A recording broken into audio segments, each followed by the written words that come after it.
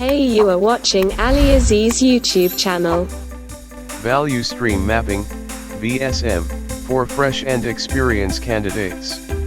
AliAziz Quality Education channel providing you the job best interview related videos, so don't forget the subscription button. Index. Introduction to VSM. What is VSM? Why implement VSM? How to implement VSM. Introduction to Value Stream Mapping, VSM. We live in a world that is becoming smaller every day. No, the earth is not shrinking, but with the continuous advances in communications and world commerce, parts and products can and are being sourced from all across the globe.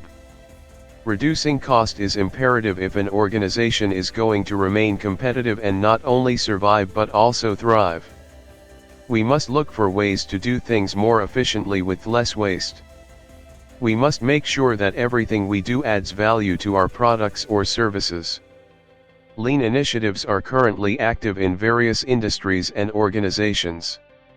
In order for a lean initiative to be successful, we must be able to measure and quantify improvement. Value Stream Mapping, VSM, is an indispensable tool in the lean toolbox that can bring a new level of clarity to your processes.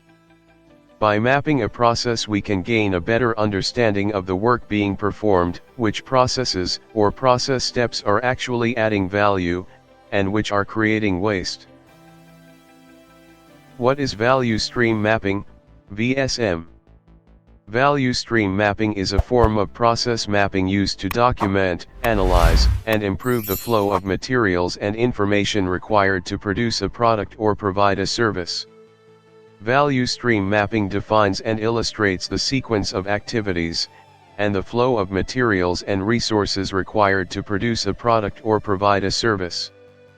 There is some confusion between process mapping, or process flows, and value stream mapping. While both are useful, there is a significant difference in their format, level of resolution, focus and application. Process mapping and value stream mapping differ in that value stream maps are developed at a much higher level than process maps/flows.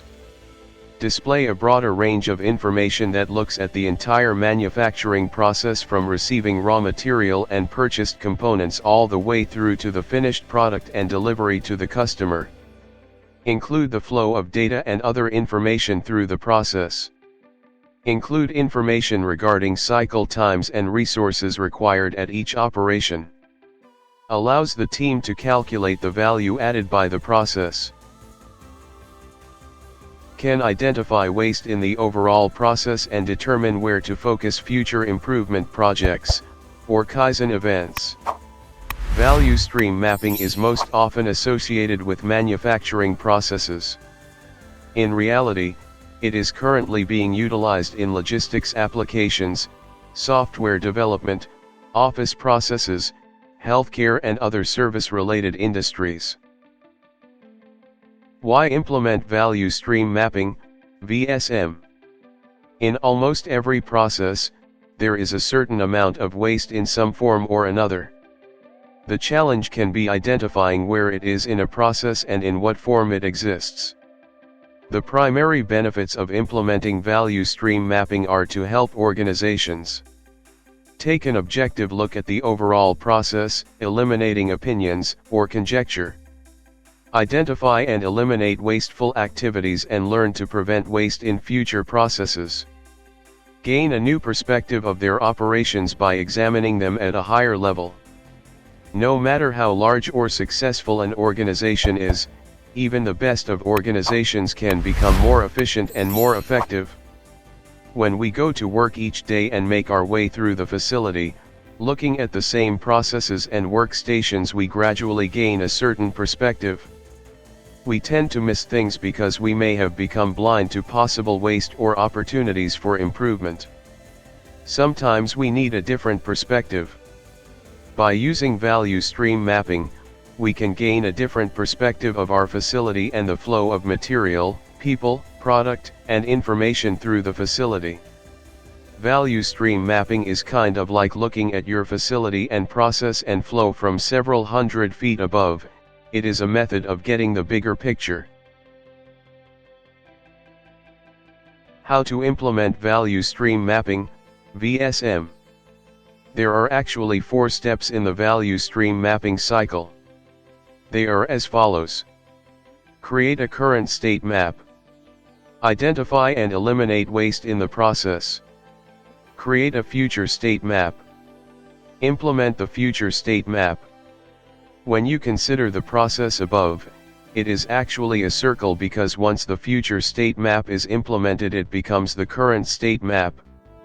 In the future, you may begin the cycle again.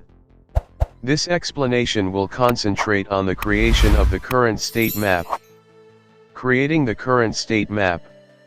When creating a current state value stream map, it is vital that you document what is actually happening in the process. At this point, we are not concerned with how the process is supposed to work.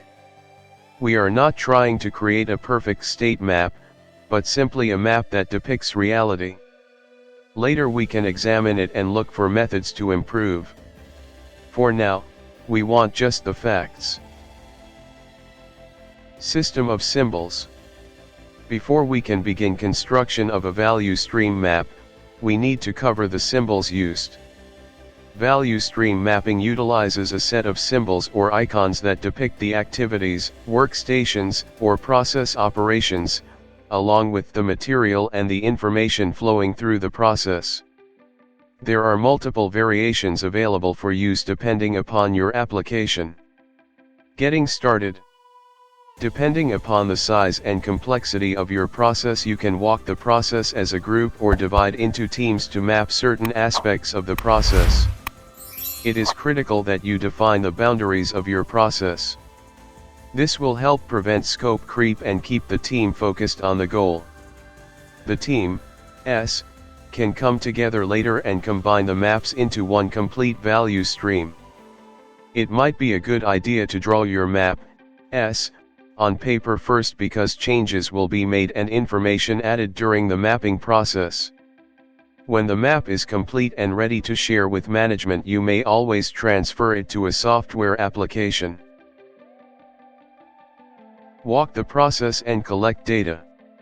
It is very important to familiarize your team with the general flow of material and information along with the workstations involved with the process.